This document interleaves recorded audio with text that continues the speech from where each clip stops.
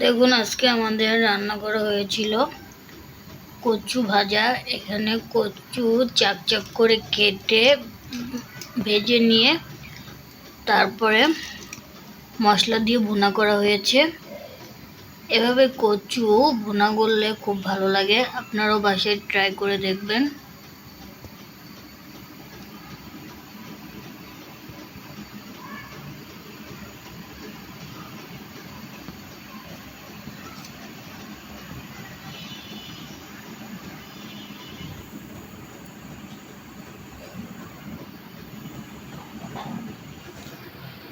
আর তার সাথে এখানে রয়েছে মসুরির ডাল।